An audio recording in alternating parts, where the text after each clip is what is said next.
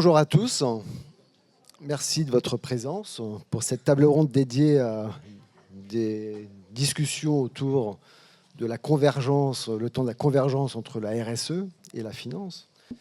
RSE qui est déclinée sous différents vocables, puisqu'on peut parler de durabilité, d'extra-financier au sens large, de sujets mesurés à l'aune des critères ESG. Et cette responsabilité sociétale des entreprises, finalement, s'impose au-delà des convictions, sous l'impulsion de différents cadres réglementaires, à l'agenda et aux pratiques des différents acteurs économiques. Alors, pour évoquer cette convergence de ces sujets RSE, extra-financiers et de la finance, nous avons le plaisir d'accueillir 4 intervenants qui représentent des acteurs emblématiques et différents de la chaîne de valeur financière, avec Louis Chenat, qui représente une banque d'envergure, BNP Paribas, Sophie Patuan-Guénérot, qui représente un acteur historique du capital investissement dédié aux transitions, à la transition écologique, Demeter Investment Managers, Hervé Guèze, qui représente une société de gestion d'actifs au sein du groupe BPCE, Natixis BPCE, Mirova, acteur emblématique de l'investissement responsable, et enfin Mathieu Gosselin, qui représente le cabinet de conseil de Bartol et qui est dédié donc au secteur financier et qui pourra nous apporter donc un recul sectoriel avec une approche transversale, transacteur, excusez-moi, qui pourra justement nous éclairer sur les pratiques et l'intégration du secteur financier de ces sujets RSE de durabilité. Alors, je vais présenter un petit peu plus largement tout de même nos interlocuteurs pour que vous puissiez apprécier donc le poids de leurs propos. Sophie, par exemple, si je puis me permettre, vous êtes donc dirigeante de Demeter, qui est un pionnier, un des leaders européens du private equity dédié à la transition écologique. Vous avez cofondé en 2005, donc avec un recul très intéressant. Donc Demeter gère 1,3 milliard d'euros et est investi dans plus de 200 entreprises. Vous êtes administratrice du CNRS, de l'IFP Énergie Nouvelle et de différentes sociétés du portefeuille de Demeter, telles que Girev, Instant System ou Avicenne. Vous êtes également au sein de France Invest très active, puisque vous y avez créé la commission pour la promotion des femmes dans le capital investissement, donc en 2012, je crois. Le temps passe. Le temps passe, mais écoutez, à ce temps-là, c'était une démarche extrêmement pertinente, puisque aujourd'hui, les sujets de diversité ou de genre sont à l'agenda, mais ce n'était pas évident en 2012, donc bravo. Donc vous avez été également présidente de la commission transition écologique de France Invest, et donc vous êtes aujourd'hui donc la coprésidente de la commission industrie et transition écologique, qui est le prolongement donc de la précédente commission. Et vous êtes également ambassadrice France 2030, donc au cœur des sujets des transitions et au cœur des sujets de tout ce qui relève de la durabilité. Louis Chenat, donc vous représentez BNP Paribas. Vous avez commencé votre carrière dans le financement de projets au sein d'une institution financière. Vous avez ensuite créé un cabinet de conseil dédié au financement d'infrastructures et à l'impact. Vous êtes spécialisé dans l'analyse des risques financiers liés au climat en tant que fellow à l'université d'Harvard. Et vous avez ensuite rejoint BNP Paribas en tant que responsable groupe de la communication extra-financière. Hervé, donc je l'indiquais, donc tu interviens au sein de Mirova après avoir travaillé dans différentes banques d'investissement au sein de l'analyse crédit. Et donc le groupe Mirova que tu as cofondé en 2012, donc se veut est reconnu comme l'acteur emblématique de l'investissement responsable. Et donc c'est depuis 2009 que tu as rejoint ce groupe Natixis, le groupe BPCE Natixis, dans lequel Mirova intervient. Et enfin Mathieu, plus de 20 ans d'expérience au sein d'établissements bancaires de premier plan et de conseil dans les services financiers sur les métiers core banking. Donc tu portes le développement de la communauté services financiers au sein du cabinet Bartol, donc avec ce recul ce transsectoriel.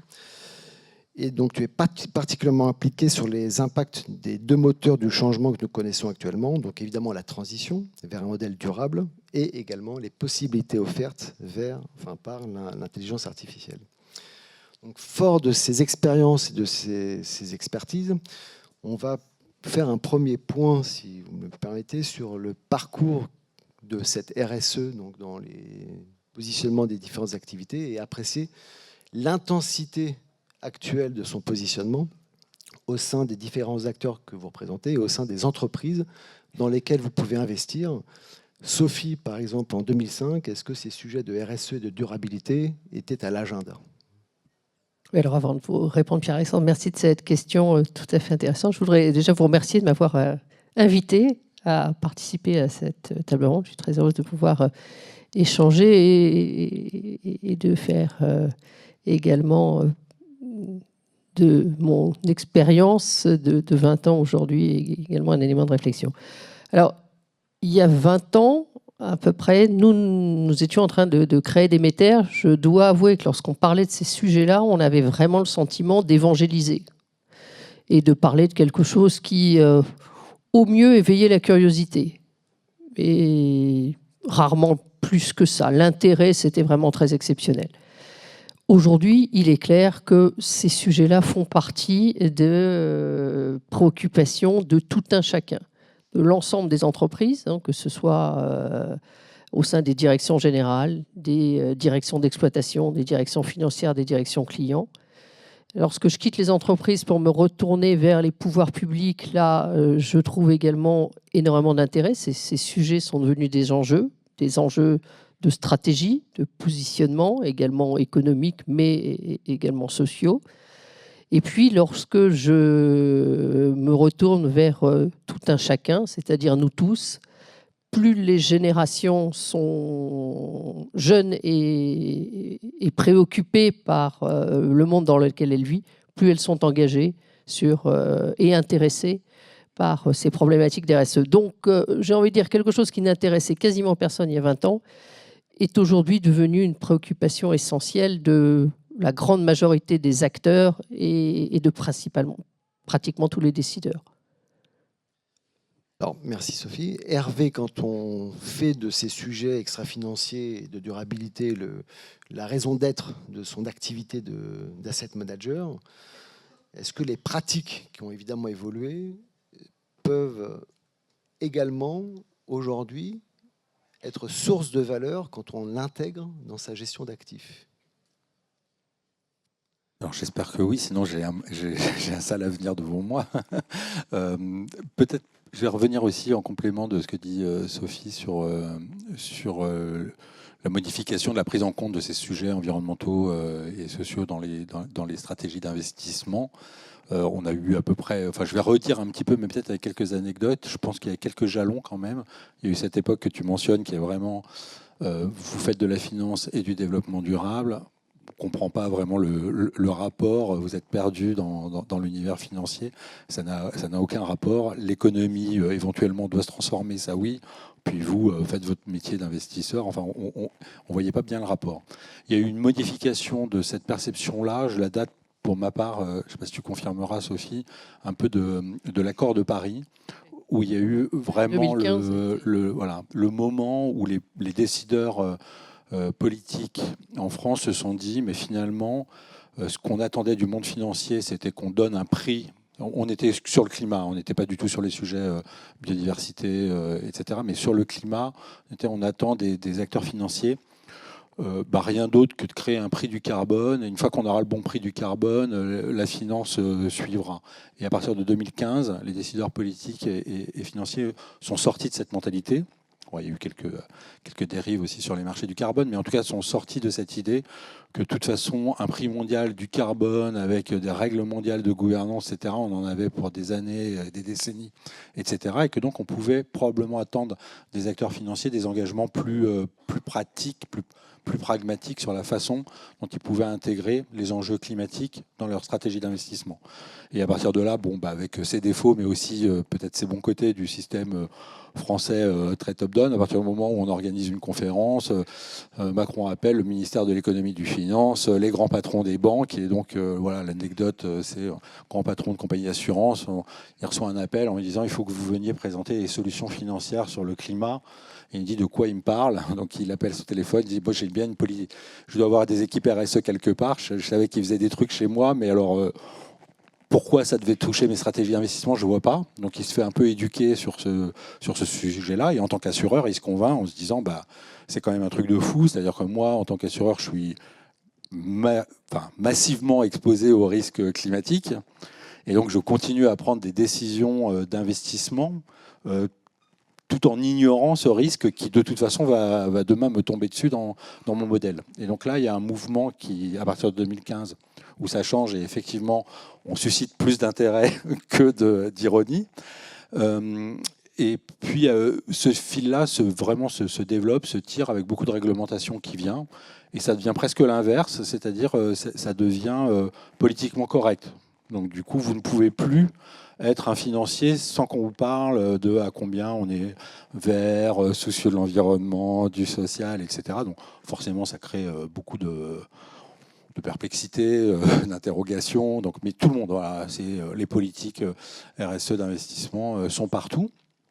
Et puis, patatras, post-Covid, 2-3 ans après, on est aujourd'hui dans un moment qui a un peu un retour de bâton sur ces questions-là, en disant, mais finalement, vous me parlez de transformation vers une économie plus durable, de climat, de nature, d'égalité. Enfin bon, c'est du capitalisme woke.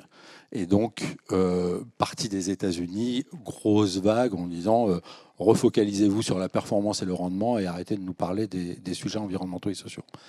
Voilà. Mais même le fait que ça suscite des questions, on est aujourd'hui en plein dedans.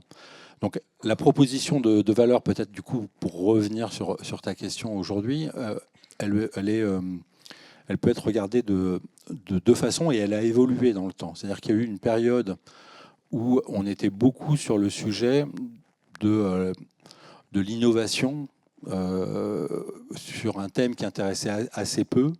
Et donc, il y avait ce qu'on essayait de porter, c'était beaucoup une conviction qu'il y allait y avoir de nouvelles méthodes de consommer, donc de fabriquer, donc d'investir, et donc qu'il fallait orienter le capital vers des entreprises, des projets qui allaient apporter des solutions aux enjeux de développement durable. Forcément, plus ça devient un sujet, y compris des entreprises qui vous disent ben non, mais nous aussi on s'y met, etc. Plus tout le monde se dit on va passer de l'innovation à la transition en fait. Donc du coup c'est plus simplement, il va y avoir quelques acteurs qui vont pour utiliser les mots à la mode, qui vont disrupter l'économie parce qu'ils vont trouver quelque chose de beaucoup moins énergivore, moins carboné, moins consommateur de ressources pour faire quelque chose. Il va aussi y avoir les grands acteurs qui vont se transformer et donc le sujet des politiques de développement durable dans les entreprises étant beaucoup plus large.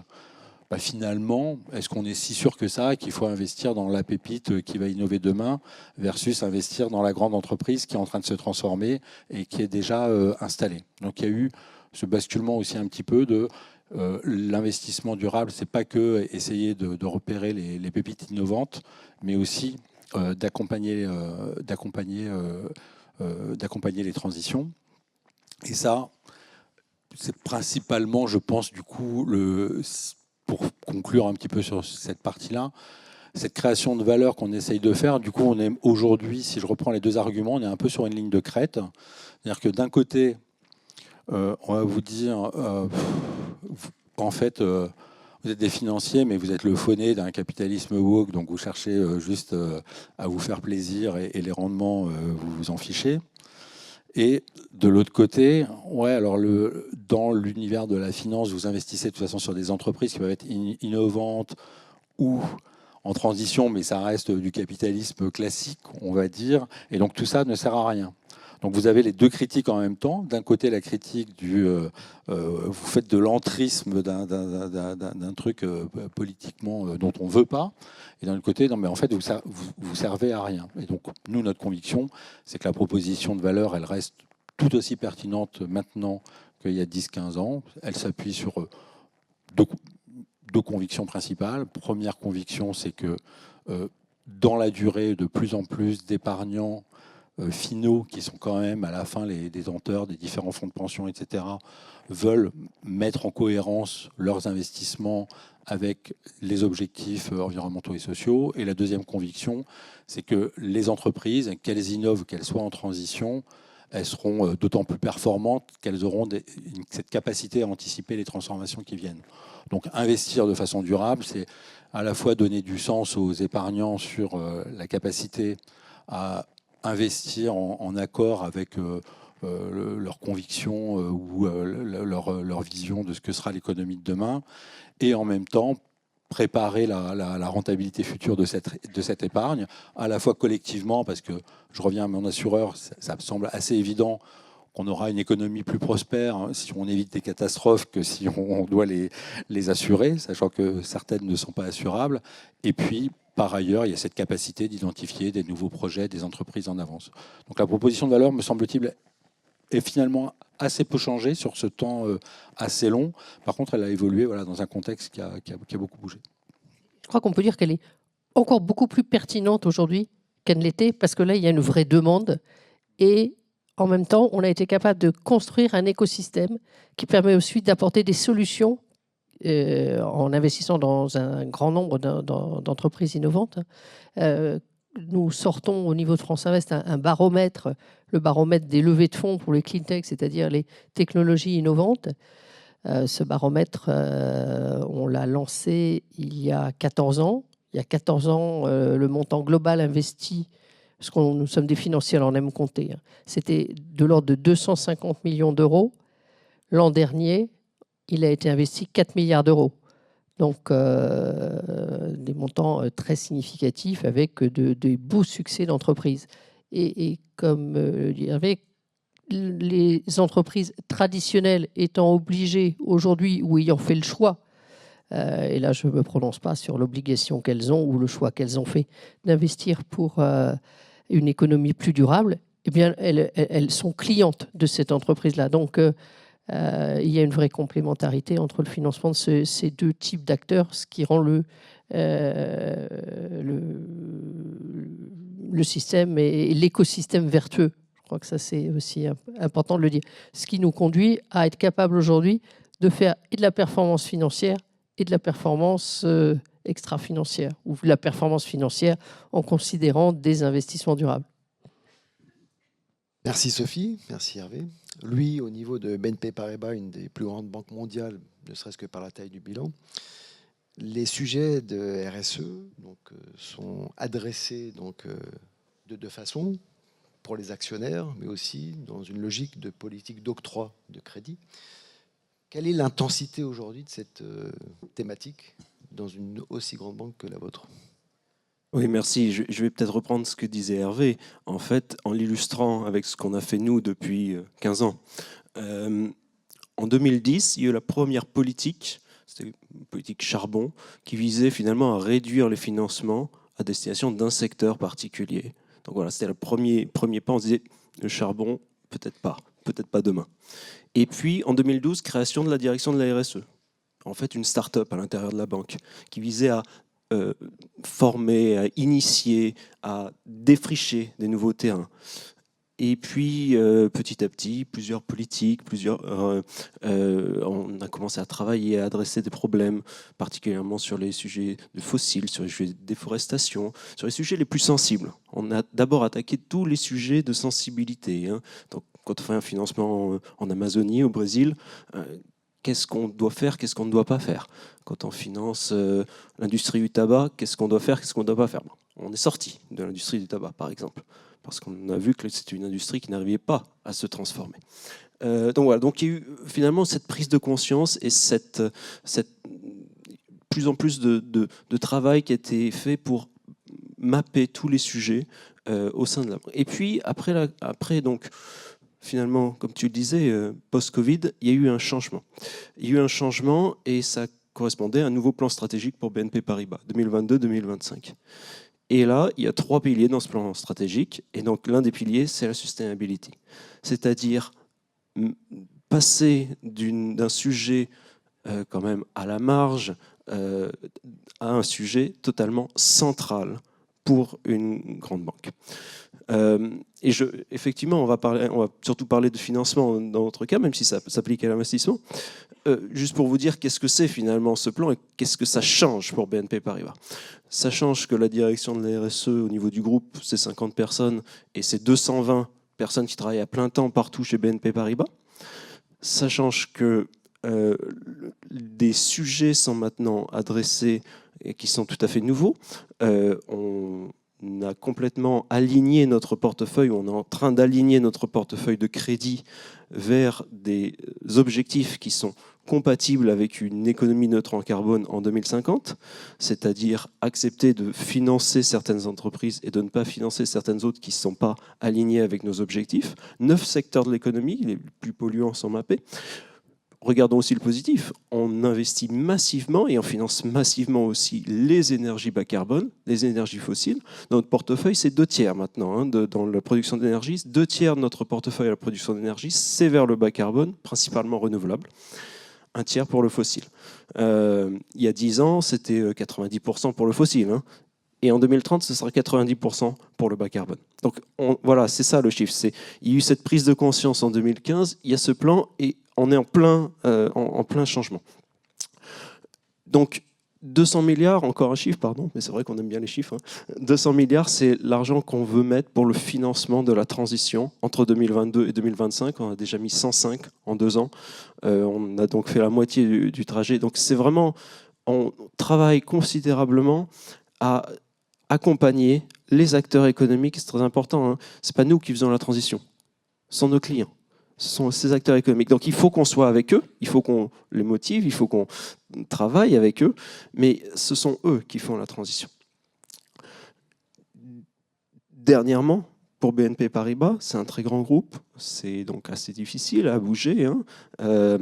Et donc le plan stratégique implique une industrialisation de la RSE. Et c'est ça qui change en fait. L'industrialisation, c'est quoi en 2 mots? C'est le développement d'outils pour mieux comprendre ce qu'est la RSE, et c'est le développement de formation pour que tout le monde ait une culture et comprenne ce que doit être la RSE. Alors, qu'est-ce que c'est en termes d'outils d'abord? En termes d'outils, c'est-à-dire que chaque fois qu'on analyse une contrepartie, on a développé des outils internes qui nous permettent de mieux comprendre les risques de cette contrepartie. D'accord? Donc, c'est-à-dire que si elle-même a des enjeux de risques ESG, des risques sur la biodiversité, des risques sur le climat, des risques en matière de droits humains, premièrement. Et deuxièmement, nous, de mieux gérer nos impacts. Quels sont nos impacts à travers ces financements-là? Donc c'est extrêmement important. Et donc on a développé ça depuis maintenant un peu plus de 3 ans. Et toutes les entreprises qui font plus de 5 millions d'euros de chiffre d'affaires sont soumises à ce questionnaire, par exemple. Deuxièmement, la formation. On a créé une académie en interne pour que tous les employés de BNP Paribas soient formés à différents niveaux, initiés, au contraire très avancés sur des problématiques très particulières pour comprendre des enjeux techniques de tel secteur ou tel secteur. Donc voilà, ça c'est vraiment l'industrialisation, c'est vraiment le cœur du sujet. C'est pour ça que la RSE, ce sujet de RSE quitte la direction de la RSE pour maintenant aller vers d'autres directions. Parce que l'industrialisation implique que la direction des risques, que la direction financière prennent ces sujets pour pouvoir les appliquer. Parce que nous, on pourra dire, je travaille au sein de la RSE, on pourra dire tout ce qu'on veut, mais le sujet majeur, c'est de faire en sorte que les équipes qui travaillent avec nos clients connaissent ces sujets et travaillent avec nos clients pour trouver des solutions, pour financer des solutions de transition. Peut-être un dernier mot. Il y a 8000 salariés au sein de BNP Paribas, un peu plus, 8200, qui sont intéressés à des objectifs de RSE. Manière comme une autre de montrer que la RSE, ça a un impact direct aussi sur la rémunération des collaborateurs. Merci Louis. Alors justement, tu soulignais cette évolution dans les organigrammes du positionnement de la RSE. Mathieu, donc, tu conseilles et tu accompagnes nombre d'acteurs financiers. Quel changement stratégique observes-tu quant à la façon dont tes interlocuteurs au sein de ces acteurs financiers intègrent dans leur fonctionnement, dans leur process opératoire, cette dimension extra-financière, la RSE? Ce que je trouve intéressant, c'est d'intervenir juste après toi, Louis. Là, on a sur scène des gens qui sont plutôt très matures sur ces sujets de durabilité. Mais ce qui est assez amusant, c'est que sur le marché, cette maturité, elle est très hétérogène. On va avoir des acteurs très matures, évidemment, et certains qui le sont beaucoup moins. Et ce qui est assez intéressant, c'est quand on voit le parcours, l'évolution organisationnelle de BNP, en fait, on se rend compte que tout le monde passe un peu par les mêmes étapes. Moi, j'ai coutume de dire qu'en fonction de la fiche de poste et du rattachement de la personne que j'ai en face de moi, je rencontre beaucoup de personnes, je sais presque déjà quel est le niveau de maturité de l'entreprise. Pas le niveau d'expertise de la personne que j'ai en face, mais le niveau de maturité de l'entreprise. En gros, j'ai encore un certain nombre de contacts avec des personnes qui sont, peut-être ce qu'on a vu chez BNP, tu l'évoquais en 2012 ou entre 2012 et 2015, qui sont chargés de projets RSE rattachés à la direction de la communication ou la direction des ressources humaines. Ça, c'est vraiment l'étape 1. Et puis, quelques années après, cette personne va devenir responsable RSE au sein de la direction de la communication et de la RH. Quelques années plus tard, on va créer une vraie direction RSE qui va être en charge de l'empreinte propre de l'entreprise. La maturité allant, on s'aperçoit que l'empreinte propre, notamment dans des sociétés de services, c'est pas le sujet, que le sujet, c'est le business. La direction RSE change d'envergure, elle devient direction de l'impact, direction du green business, direction du green. Enfin voilà, il y a plein d'appellations, elles sont nombreuses, rattachées directement au COMEX, avec l'empreinte propre, l'évangélisation, la création de nouveaux produits. Et se passe à un moment qui me trouve, tu évoquais l'industrialisation. Là, on est dans un nouveau moment pour ces entreprises qui sont matures. Les directions RSE, impact, durabilité sont devenues robustes, assez importantes. Et il y a deux forces qui sont en train de tirer, me semble-t-il. La première, la direction financière, qui s'est aperçue en fonction de la maturité il y a quelques mois ou quelques années qu'on va avoir plein de reporting à faire. Alors côté financier, il y a SFDR, il y a CSRD évidemment. Côté corporate, entreprise, services industriels, il y a CSRD. Donc le directeur financier s'aperçoit qu'on va lui demander plein de chiffres, qu'on va devoir industrialiser. Et donc ces fonctions qui étaient plutôt direction RSE vont être tirées vers la direction financière. Et puis de l'autre, on a les métiers. Les directions business à qui on explique que demain, la stratégie de la boîte va être tirée par ces sujets et qui souhaitent elles-mêmes s'équiper. Et je trouve que moi, parmi les acteurs très matures, voilà, il y a cette grande réflexion de comment on s'organise avec ces deux tensions fortes, me semble-t-il, autour des directions RSE Impact. La direction financière à droite sur le reporting et le green pour le business sur les directions métiers. Et évidemment, CSRD est un driver assez fort. Côté, là, on est sur les grands groupes bancaires, des dizaines de milliers d'employés. Si on se retourne un peu plus ETI, c'est des entreprises qu'on a aussi. Schématiquement, on retrouve un peu ces mêmes sujets. Honnêtement, quand on parle à des grands corpos dans les services ou l'industrie, on va retrouver un peu ces mêmes sujets. Pour les boîtes les plus matures, là, il y a les mêmes questions. Quelle est la bonne organisation pour industrialiser tout ça, pour rationaliser tout ça. Et puis moi, j'ai une autre catégorie d'acteurs qui est en train de se dire « Ouh là là, ça va être une usine à gaz, ces reporting.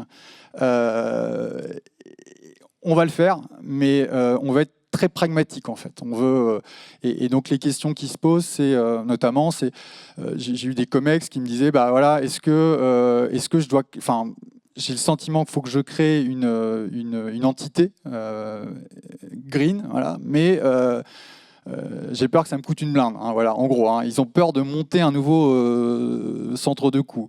Et donc, une des réflexions, c'est peut-être de faire un peu le shortcut direct et d'avoir un peu un sujet industrialisation du reporting auprès de la direction financière et des experts green dans les business. Merci Mathieu. Alors justement, la RSE, la durabilité, donc c'est une notion qui glisse vers le financier, donc au niveau du reporting. Et donc ce transfert vers la direction financière qui est vraiment la gardienne du temple des chiffres et de la fiabilité et de la légitimité des chiffres de l'entreprise. Donc on comprend ce mouvement. Alors est-ce qu'en marge donc, de ce transfert de la RSE vers la finance, est-ce que la finance qui regroupe des risques financiers, mais aussi un levier de création de valeur, est-ce que l'extra-financier est perçu comme un risque, et avec un risque extra-financier, justement, avec lequel doivent composer les acteurs économiques? Sophie. Merci, Pierre-Alexandre. Alors, je dirais que moi, je voudrais vous donner un chiffre qui est ce que je vois au quotidien aussi. Nous, notre métier, c'est d'accompagner des entreprises qui apportent des solutions Donc, d'être au quotidien avec des dirigeants d'entreprises, des dirigeants de start-up, des dirigeants de PME et des dirigeants d'ETI. Beaucoup plus qu'avec les directeurs financiers. Aujourd'hui, les dirigeants d'entreprise considèrent qu'on n'a même plus à se poser la question. Et je crois que ça, c'est la différence fondamentale. D'aller dans la démarche de durabilité. Si une entreprise veut encore exister et continue à faire partie des champions, demain, la question ne se pose même plus. Un exemple, 50% aujourd'hui des entreprises qui sont en mandat de fusion-acquisition, je pense que c'est un chiffre qui est connu de mes petits voisins, ne trouvent pas d'acquéreurs parce que, en termes de durabilité, ces sociétés posent un problème. Je prends des exemples très, très concrets. Une société dans la mobilité qui ne travaillerait un transporteur qu'avec des camions diesel et qui n'aurait pas de démarche engagée déjà de mutation de tout son parc vers une mobilité propre, durable. Cette société-là, c'est même pas la peine d'essayer de la vendre à quiconque, personne ne voudra l'acheter. Donc aujourd'hui, un dirigeant d'entreprise qui a une réflexion stratégique, il n'a pas le choix. Et on est passé maintenant au stade des moyens. Comment est-ce que l'on fait pour s'assurer qu'on est bien dans la mise en œuvre d'une démarche? Donc ça, je crois que c'est vraiment essentiel de voir ça, parce que, bien évidemment, quand on rentre dans les moyens, on parle d'industrialisation. Alors, il y a des gens comme beaucoup de pionniers, d'ailleurs, qui étaient engagés, purs, et puis après, il y a toujours des petites dérives. La plus grosse des dérives dans notre domaine, c'est quand même le greenwashing.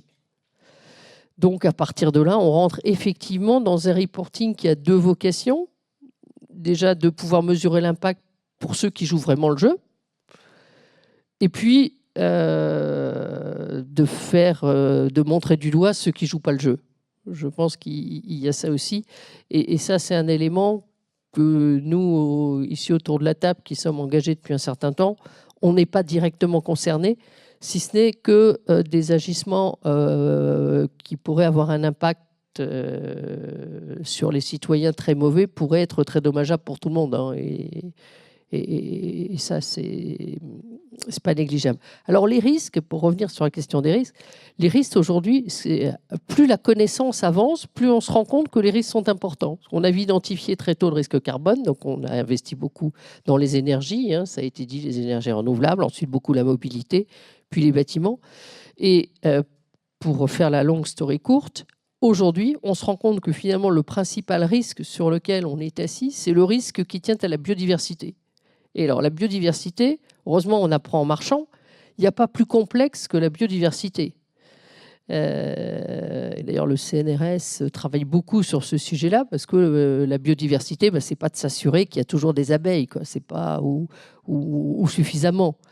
Il faut raisonner par rapport à l'évolution de tout un écosystème et de la place de chacun, le rôle de chacun dans cet écosystème. Autant dire qu'aujourd'hui, prendre des indicateurs sans avoir l'apport de la connaissance des scientifiques, à nous financiers et entrepreneurs, plus innovateurs, on ne va pas y arriver. Mais donc voilà, c'est pour ça que je dis, les risques se déplacent. Plus on avance, plus on se rend compte que les risques sont énormes, plus on se rend compte qu'ils sont complexes, mais heureusement, plus on se rend compte aussi qu'on a le moyen d'y répondre avec à la fois des innovations, à la fois des financiers qui sont prêts à investir dans cette démarche, des entrepreneurs aussi talentueux, et puis des citoyens, et nous en faisons tous partie, qui demandent à ce qu'on adresse toutes ces problématiques. Merci Sophie. Alors pour une banque commerciale qui va avoir une fonction de prêteur de l'économie, de financeur de l'économie, est-ce que cette dimension extra-financière du risque, est-ce que la durabilité est intégrée dans votre perception du profil de risque d'une entreprise à qui vous allez prêter? Et également, lui, est-ce que pour les ratios prudentiels d'une banque, la dimension extra-financière peut venir avoir un impact sur le coût du capital, quelque part? Oui, absolument, dans les deux cas. Prenons le premier cas, je vous en parlais, on a développé un outil interne pour les grandes entreprises pour mieux évaluer effectivement le risque. Donc très certainement, je rebondis, malgré les moyens qu'on a mis là-dessus, on n'arrive toujours pas à identifier le risque biodiversité, malgré tous les moyens et tous les travaux qu'on a fait. Alors, il y a beaucoup de travail, etc., mais pour être certain de bien qualifier le risque auprès des personnes à qui on va prêter, on n'y arrive toujours pas. Hein. Donc, ça ne veut pas dire qu'on ne fait rien, ça veut dire que tout simplement, il n'y a pas d'informations assez matures pour qu'on puisse utiliser de manière certaine. Donc, le risque, oui, ça fait partie de notre quotidien et donc on développe considérablement cette partie ESG du risque. Je dirais qu'il y a un deuxième risque qu'on évalue mal pour le moment, c'est le risque d'avoir une mauvaise information. Parce que on est quand même, alors ça fait peut-être 20 ans, mais on reste quand même dans un domaine un peu de pionnier sur les chiffres qui concernent l'environnement. Et moi, quand on me demande, c'est pour faire le lien avec les ratios prudentiels, moi, quand on me demande les émissions financées de BNP Paribas sur son portefeuille de crédit, je suis incapable de répondre. Et pourtant, on me le demande pour la fin de l'année. Le scope 3, qui représente jusqu'à 90% du scope global d'une banque. Et donc, nous, banques, on doit non seulement connaître le scope 1 et 2 de nos clients, sur leur activité, mais aussi l'aval et l'amont de leur activité, leur scope 3. Et donc, notre pourcentage de données sur lesquelles on est à peu près sûr, il est en gros de 15% aujourd'hui. Ça veut dire que si on donne un chiffre au marché, chiffre qui sera analysé par des robots, qui amèneront des décisions d'investissement ou pas, ce chiffre, si on le sous-estime, il y aura un problème. Si on n'est plus prudent, au contraire, il y aura un autre type de problème. On est très embêté. Et pour faire le lien, ça, ce n'est pas un sujet de direction RSE ou de direction des risques ou de direction financière. C'est un sujet de direction générale. Notre directeur général s'intéresse largement plus qu'une fois par mois sur nos travaux, sur ces sujets-là. Ces sujets de data et d'analyse donc, des risques, parce que l'inquiétude derrière, c'est d'avoir le régulateur qui dit ah oui, non mais votre portefeuille, vous voyez, il n'est pas bien orienté, et il va falloir quand même qu'on prenne des mesures pour vous inciter à le réorienter vers des énergies ou plus vertes ou vers des solutions plus vertes, de quitter certains types de clients. Voilà. Donc, ce sont des sujets majeurs. J'ai envie de dire, c'est le problème majeur pour nous. Et notre analyse du risque, c'est finalement la méconnaissance finalement du risque en lui-même, du risque de nos clients. Merci beaucoup, lui. Alors, on dit souvent que la finance est un outil très puissant et que les accords de Paris ont gravé dans le marbre pour les mettre donc, au service des transitions. Alors justement, on vient de parler des risques qui découlaient de l'extra-financier, mais est-ce qu'on peut maintenant se focaliser sur cette contrainte réglementaire qui finalement est un superbe levier de transformation et qui projette les entreprises dans une trajectoire durable et qui permet justement de faire mieux avec mieux, quelque part. Alors, Hervé, dans ta stratégie d'allocation, l'extra-financier, donc tu composes avec comme un risque, enfin tu l'apprécies évidemment sur le plan des risques, mais de quelle façon tu as en ligne de mire de participer à des externalités positives, quelque part? Moi, vous avez les risques, moi j'ai les externalités positives, c'est cool. La transformation des acteurs que tu finances. Sophie, ça serait intéressant d'avoir le point de vue aussi du private equity. Si tu permets, je m'écarte un petit peu. J'aime bien, hein, tu t'es prévenu. Je voudrais quand même revenir sur ces idées de risque.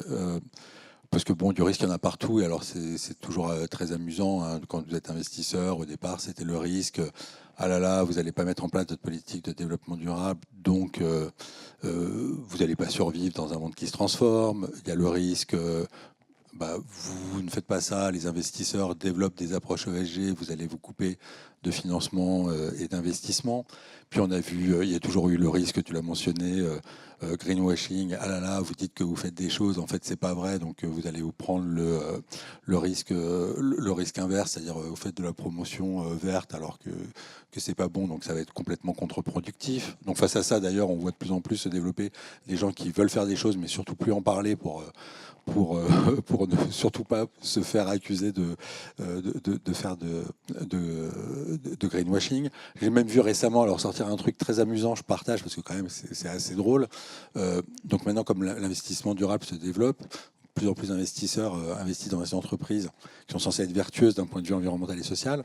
Et donc il y a des outils tous les observateurs de marché cherchent à capter quelles sont les entreprises les plus détenues par les fonds durables, en se disant finalement, contrairement à ce que vous pensez, ça peut être les investissements les plus risqués, parce que si jamais sur une de ces entreprises, une controverse surgit, tous les investisseurs durables vont être obligés de vendre, et donc vous avez un risque de perte de valeur massif. Donc il y a plein de notions de risque, et moi mon point où je voulais en venir et ajouter peut-être un élément, c'était qu'on n'arrive quand même pas à traiter le problème, il faut être honnête. On n'arrive pas à traiter le problème qui est que la notion principale du risque sur les enjeux de développement durable d'un point de vue financier, ça devrait être de dire, ça a pourtant été très bien connu et c'est frappé au coin du bon sens, il ne faut pas être un grand expert économique pour comprendre qu'on a construit un modèle où on compte le PIB, la croissance, tout ce qu'on se veut, dans lequel on avait un rapport à l'environnement qui était « il n'y a pas de sujet ». Donc, on ne comptait pas. C'est-à-dire, la ressource est disponible, la pollution, il n'y a pas de sujet, etc. Et le vrai problème, c'est qu'en fait, dans le modèle économique, on a essayé avec le prix du carbone, on n'y arrive pas. On n'arrive pas à donner un prix, si on cherche à financiariser, un prix à l'externalité négative. On n'y arrive pas. Enfin, personne n'est arrivé à mettre un prix sur l'externalité négative. Or, si on réfléchit 3 secondes, le principal sujet, du coup, il est quand même là dans le risque, et le risque pour le secteur financier. C'est que vous dites, d'un côté, je fais face à un risque systémique. C'est-à-dire que la plupart des gens, ils ont très bien compris, Banque de France, régulateurs, etc., disent, si on va sur un scénario GIEC à 4 degrés, si on a des pertes de services écosystémiques, la moitié des prêts sont concernés, etc. Donc, on est face à un risque systémique, mais on n'arrive pas à donner un prix pour qu'au niveau microéconomique, chaque acteur prenne en charge une partie de ce risque global. Et donc, comment on fait? Parce qu'il va y avoir des passagers clandestins. C'est-à-dire, si on fait des obligations de faire ci ou ça, et puis qu'à l'autre bout de la planète, dans un marché qui est ouvert, il n'y a pas du tout les mêmes obligations, on fait peser une contrainte sur les autres. Les fameux débats sur les taxes aux frontières. Donc, le vrai problème qu'on a aujourd'hui sur les sujets du risque, pour moi, ça commence à être traité, mais il est au niveau réglementaire. C'est-à-dire comment on fait descendre un risque systémique qui est de dire si on continue tous business as usual sur les mêmes trajectoires, on va juste détruire la planète sur laquelle on est, et donc les rendements pourraient vous asseoir dessus. Et ça, on n'y est toujours pas, pour plein de raisons sur lesquelles je ne veux pas élaborer, mais peut-être pour nuancer le profil. Et donc, comme on n'y est toujours pas, nous, ce qu'on s'est dit, pour revenir à ta question, parce que je ne l'ai quand même pas oublié, ça me semblait un point de départ, c'était on va renverser le problème, et plutôt que de se dire on va attendre que dans la régulation, la réglementation tombe sur, en tant qu'acteur qui doit faire du financement, voilà comment vous devez prendre en compte ce risque systémique si vous financez des énergies fossiles, si vous financez des produits qui détruisent la qualité des sols, etc. En attendant que cette réglementation, un jour, éventuellement tombe, on a essayé de convaincre qu'on pouvait essayer de faire un peu l'inverse et de regarder comment on pouvait intéresser les épargnants, nos investisseurs, à regarder plutôt le côté positif de la pièce en disant intéressons-nous encore une fois au gisement d'opportunités qui peuvent venir d'acteurs qui vont développer des nouvelles façons de faire. Voilà. Donc alors, quand on fait ça, il faut être prudent. Moi, mon sujet, du coup, c'est pas tant le greenwashing, un petit peu, parce que quand vous faites une politique de transformation dans une grande entreprise, il ne faut surtout pas être clair qu'on n'est pas en train de vous dire que c'est l'entreprise durable 100%, etc. Donc il y a tout un continuum c'est pas la même chose quand on fait un fonds de capital naturel qui fait des produits d'agroforesterie dans les pays émergents, un fonds de transition énergétique, énergie renouvelable, un fonds d'obligation green bond, un fonds d'action cotée de grande entreprise. Ce qu'on peut raconter sur l'aspect green est évidemment très différent. Mais à chaque fois, ce qu'on essaye de dire, c'est intéressons-nous plutôt que du côté des risques, intéressons-nous à l'opportunité d'investir sur des projets qui ont une valeur ajoutée environnementale ou sociale et qui, si on fait bien notre boulot de financier, on ne vous promet pas forcément d'être toujours les meilleurs rendements possibles et inimaginables. D'ailleurs, ça n'existe pas, cette promesse-là. Mais si on fait notre boulot correctement, de sélectionner des projets qui ont des modèles économiques qui sont OK et qui ont une valeur ajoutée environnementale, à la fin, vous y retrouverez. Mais on fait ça parce que, en fait, effectivement, ça nous paraît la seule façon de faire rentrer dans le système cette quote-part d'investisseurs qui vont dire moi, je ne sais pas trop donner un prix à tout ça, mais comme je m'intéresse au côté positif des investissements, c'est une façon dans le marché de donner un prix à ce risque d'être investi sur du non durable. Alors, est-ce que ça veut dire qu'il faut faire évoluer les consciences pour redéfinir la valeur qui ne devrait plus reposer que sur la création financière, mais qui devrait intégrer le levier extra-financier comme création de valeur? Oui, mais regarde les rapports Stiglitz, machin, etc. Enfin, ça fait longtemps, quoi, les rapports sur le PIB. On peut compter que les sommes des valeurs ajoutées, comptabilité d'entreprise. Il ne faut plus faire que du financier. Il faut avoir une triple bottom line, donc l'économique, l'environnement, le social, l'ensemble des externalités. Donc oui, normalement, c'est le changement de modèle. Alors, je ne vais pas trop utiliser les mots paradigme, tout ça. Mais oui, le changement de modèle, normalement, c'est celui-là. C'est de dire que demain, une entreprise, une vraie comptabilité, c'est compter, si tant est qu'on arrive à se mettre d'accord sur des indicateurs, c'est compter la valeur ajoutée économique, mais c'est compter plutôt la destruction de valeur environnementale et l'impact social qu'on peut avoir. Voilà, en faisant essayer de faire baisser la destruction de valeur environnementale, quelques projets qui sont positifs là-dessus. Et une fois qu'on a ça, normalement, la logique financière qui est derrière, c'est de dire, dans mes investissements, je prends plus simplement en compte mon aspect rendement, risque financier, rendement attendu, mais je regarde aussi la qualité environnementale et sociale de mes investissements. Donc ça, c'est le schéma qui est assez simple, que tout le monde a en tête. Là où ça bute, c'est comment on le met en œuvre. Donc voilà, nous, ce qu'on a essayé de dire depuis qu'on a créé Miroir, la société de gestion, c'est n'attendons pas qu'il soit mis en œuvre, essayons de convaincre que peut-être qu'il y a des meilleures idées que quand on fait de l'investissement et essayer d'aller boursier-coter sur les petits sites, que d'aller faire choisir de ne pas choisir et d'acheter des ETF, etc. Et de se préoccuper de, quand on est un investisseur, et un épargnant, il faut faire attention à la qualité des projets et des entreprises dans lesquelles on investit et regarder aussi la qualité environnementale et sociale des projets.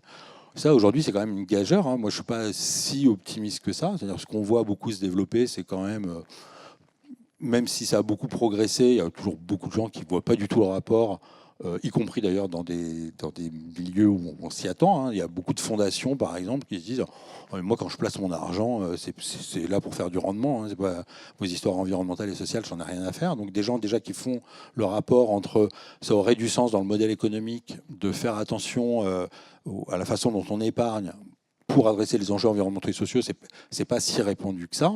Et la capacité ensuite à identifier les produits qui pourraient être vertueux, etc. Il y a encore du chemin. Voilà. Donc le côté positif de tout ça, c'est que je me dis comme il y a encore beaucoup de choses à faire, on peut beaucoup se développer.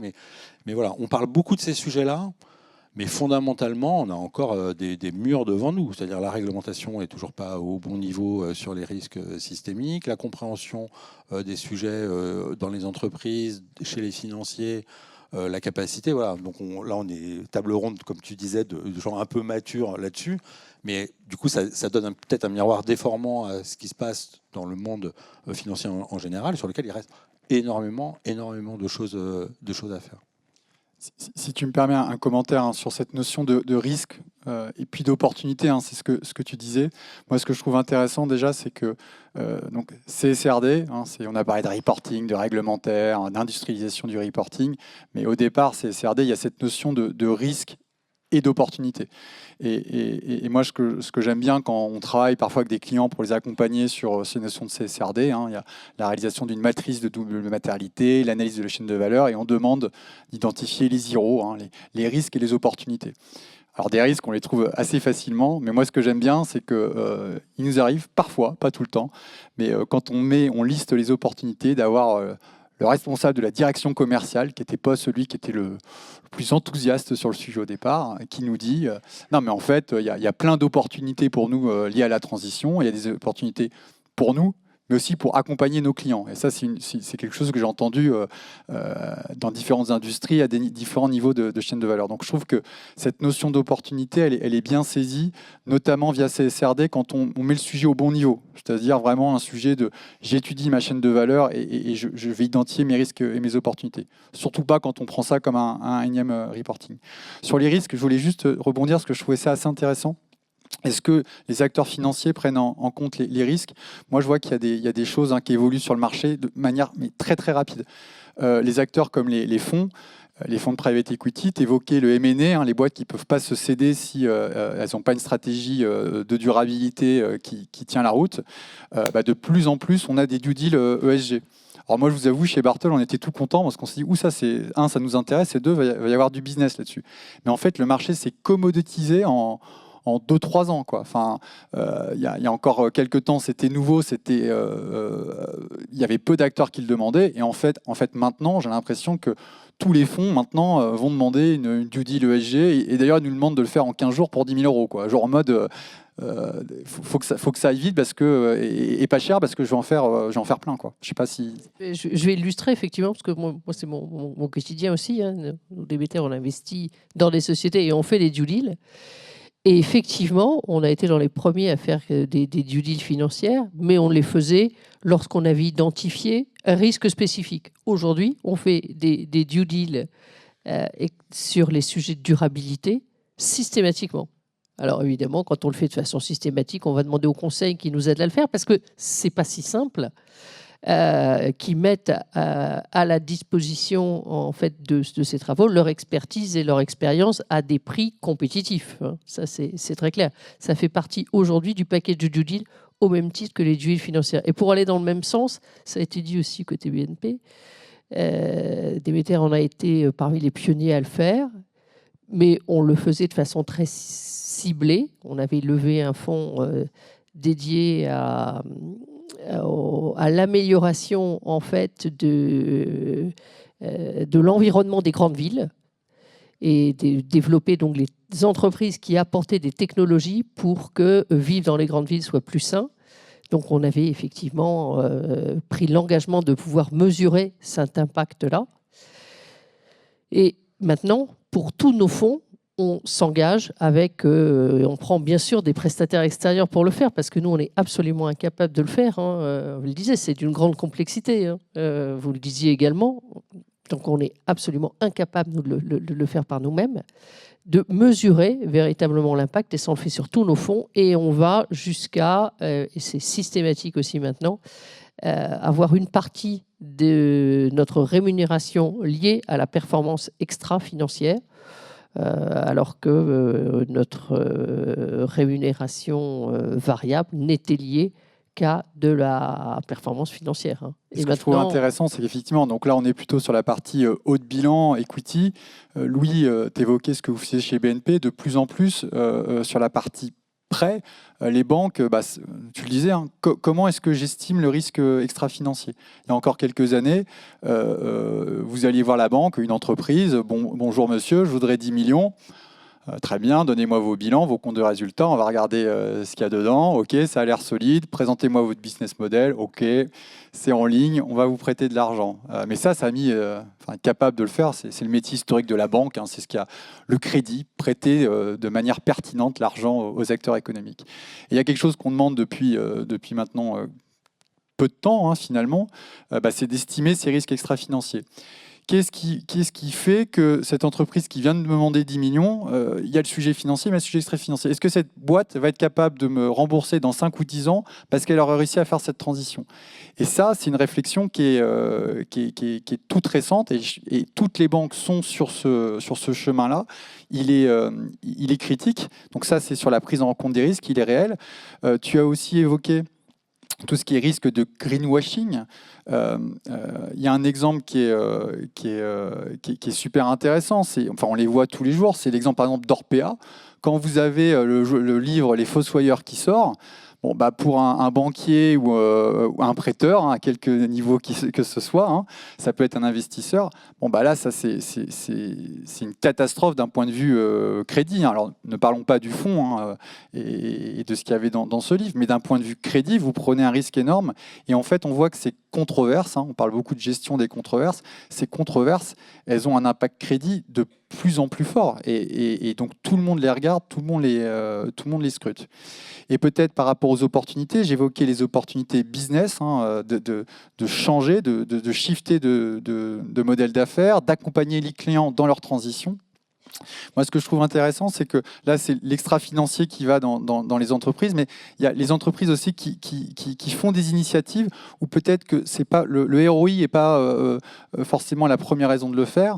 Je pense à des grandes entreprises qui sont en train d'investir dans leur énergie en propre. Il y a des grandes boîtes françaises qui investissent pour avoir une énergie la plus propre possible, je mets beaucoup de guillemets, mais en tout cas c'est l'objectif, pour avoir leur propre sourcing hein, d'énergie propre, hein, des montants assez importants qui sont investis, avec un ROI qui n'est pas forcément extraordinaire, mais il y a ce souhait de sécuriser ce sujet parce qu'il est stratégique.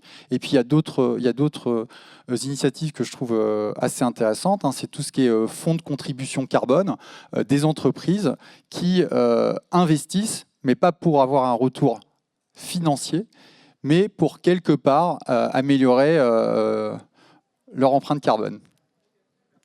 Merci Mathieu. Alors ces 5 dernières minutes qu'il nous reste, le temps passe, je souhaiterais les mettre en guise de conclusion sur la thématique suivante. Alors certes, on vient d'acter que la RSE convergeait vers la finance en termes de pratiques opératoires, en termes de nouveaux risques avec lesquels les financiers devaient composer, sur risque extra-financier, l'extra-financier comme levier de valeur. Mais alors, est-ce que si on part de ce principe qu'on est en effet donc, en temps de convergence, est-ce que finalement, les démarches relevant de la RSE sont des sujets qui ne seraient pas plutôt transversaux au fonctionnement d'entreprise? Et est-ce que ça ne deviendrait pas plus stratégique au niveau de la direction générale? Donc finalement, qui a vocation à incarner ce nouveau rôle de Chief Value Officer avec la valeur qui reposerait sur le pilier financier et extra-financier?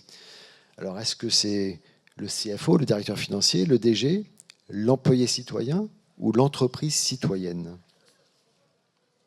Louis, peut-être une réflexion sur... Peut-être un peu tout le monde. La direction générale, certainement. Je crois que ce sujet-là est transversal. Laisser ça à des financiers, pour en avoir été un très très longtemps, je pense que c'est dangereux. Laisser ça à des gens qui ne font que de la stratégie, c'est certain qu'il n'y aura pas de mise en œuvre. Donc il faut vraiment que ce sujet-là soit transverse dans toutes les directions. Et une réflexion, je pense qu'on arrivera, je pense que tout le monde peut être exigeant avec nous. Et donc cette exigence, tout le monde dans une entreprise doit la porter. Il faut quand même garder un petit peu de temps pour mettre en œuvre les choses. Donc c'est pour ça que l'ensemble des directions doivent prendre ce sujet, parce que le citoyen peut être exigeant, mais il faut aussi qu'on ait un peu le temps pour finalement produire une information de qualité, pour avoir des données de qualité. Hein, les normes comptables, il a fallu 30 ans pour les harmoniser et pour faire en sorte qu'on ait un bilan fiable et comparable entre les entreprises. On ne va pas tout faire en 3 ans. Hein, donc je pense qu'il faut que... Voilà, l'impulsion doit venir d'en haut, et puis après, toutes les directions doivent s'en emparer. Sophie ? Je vais dans le même sens. C'est vraiment un enjeu qui part de la direction générale, parce que ça évolue très vite. On parlait du risque climat, on s'occupait de l'énergie. Aujourd'hui, on se rend compte qu'on a véritablement un risque lié aux ressources. Les ressources, c'est quoi? C'est les matières premières, c'est l'eau. Et lorsque vous aviez bâti toute une stratégie sur le fait que c'était un risque climat, que maintenant c'est aussi et surtout un risque ressources, c'est clair que ça a une influence forte sur la stratégie globale de votre entreprise, quel que soit le secteur dans lequel vous êtes. Donc la direction générale, elle est nécessairement concernée et au premier chef. Moi, je suis assez positive vis-à-vis du rôle clé que doit jouer le Chief Financial Officer, qui deviendra un Chief Value Officer, parce que ce sont quand même pour moi des hommes et des femmes qui ont l'habitude de travailler avec tout le monde dans l'entreprise. Parce qu'il faut collecter de l'information partout. Le directeur financier, s'il ne sort pas de son bureau, il est incapable de sortir un compte de résultat et un bilan, hein. Donc, il sait, depuis de nombreuses années, puisque Louis le disait, hein, les comptes, on est passé des comptes sociaux aux comptes consolidés en je ne sais pas combien d'années. Et là, maintenant, on veut avoir des chiffres fiables en extra-financier en vraiment quelques années qu'on compte sur le doigt d'une main. Donc, c'est juste l'accélération, elle est trop forte, je dirais. Elle est trop forte. Donc, je pense qu'en plus, ce sont des gens en général qui bossent beaucoup. Donc, on peut compter sur eux pour faire ce qu'on pourra obtenir de mieux. Parce que, bien évidemment, tout le monde est clairement concerné. Et pour rebondir sur ce qu'a dit Hervé tout à l'heure, c'est important, on n'arrive pas à faire payer le pollueur quelque part, ou celui qui ne joue pas le jeu. Donc, il faut vraiment miser pour aider celui qui permet d'avancer. Et nous, c'est ce que nous faisons en accompagnant les entrepreneurs qui apportent des solutions pour mettre en œuvre la transition écologique. Et j'ai envie de dire que c'est vraiment un choix de conviction aussi, parce qu'on voit que les technologies font des progrès énormes, on avance tous en marchant. Et on arrivera, je pense, à embarquer tout le monde. Merci Sophie. Hervé, en guise de conclusion, peut-être sur ces perspectives de... Non, mais en 5 secondes, je suis tout à fait d'accord. C'est l'entreprise de demain, c'est une entreprise qui est capable de faire une comptabilité, pas simplement financière, mais environnementale et sociale. Ça ne peut être qu'un sujet stratégique, direction générale, qui va concerner tout le monde. Mathieu? Non, moi ce que j'observe, c'est qu'il y a deux tendances. On a dit, il y a cette notion d'industrialisation qui est importante, et notamment dans des groupes de grande taille, de l'impact, de la durabilité, il y en a un peu partout. Et une autre réflexion qui est en ce moment, c'est justement cette notion d'industrialisation et de rationalisation. Ne pas faire deux fois la même chose et ne pas faire quelque chose. Il y a vraiment cette notion de rationalisation et qui va dans le sens de l'industrialisation du reporting au niveau de la direction financière. Moi, mon seul souhait, c'est que quelque part, cette industrialisation du reporting, que le sujet du green, à un moment, c'est un sujet de communication, voilà, donc avec tous les risques de greenwashing, et que demain, ce ne soit pas qu'un sujet de reporting. Voilà, on a fait le reporting. Le sujet, c'est qu'on arrive à faire bouger les choses. Et ça va pas assez vite. Voilà.